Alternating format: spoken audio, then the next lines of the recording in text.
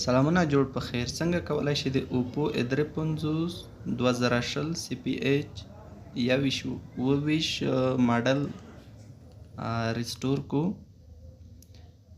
ستوری زینا 999 بیا زینا دا د دې لپاره تر څو یې ماډل پیدا کو CPH 21 دی. راځو لومړی موبایل ګل کوو.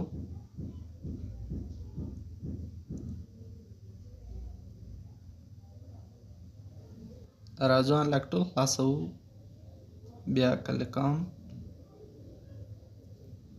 د هغې نه بعد دلته پکې په برانډ کې اوپو انتخابوو او په ماډل کې اوپو A53 2020 CPH 21 افیټر ریسیټ.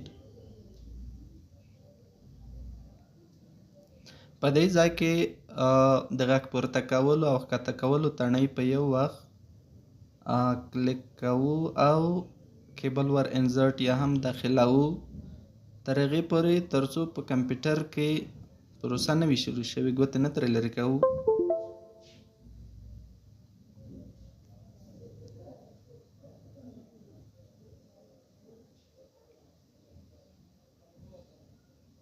انتظار کوو تر څو موبایل په کامله ډول څنګه شي فارمټ شي.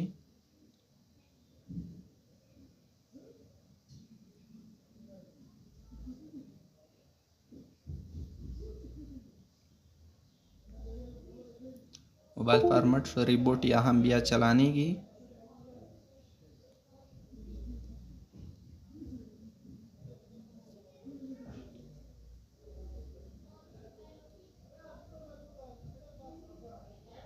دلته فارمټ اخلي.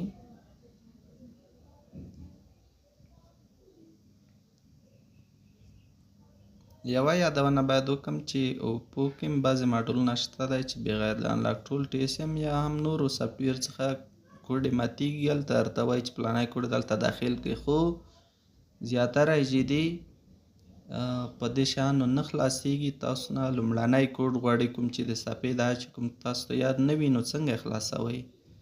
د هغې په خاطر به بیا په انلاک ټول باندې یا هم TSM یا هم بل داسې یو سافټویر وي چې سپورټ پکې ولري په هغې باندې به یې کوډ ماتوئ.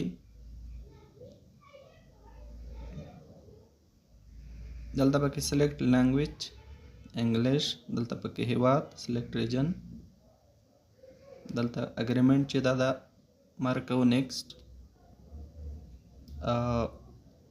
جیمیل نه لري ځکه هلته پخوا چې دی مات شو سکیپ کوئ.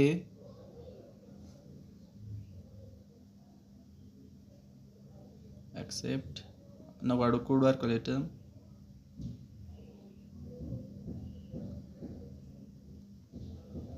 بیا هم نیکسټ get started.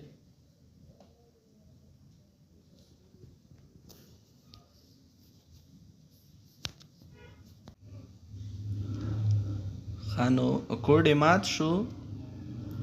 سیټینګ ته ورې ورځو، ګورو چې څو ورژن دی. اباوټ بون انډرایډ ورژن 11 دا دی.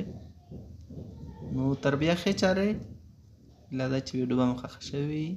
خدای په امان.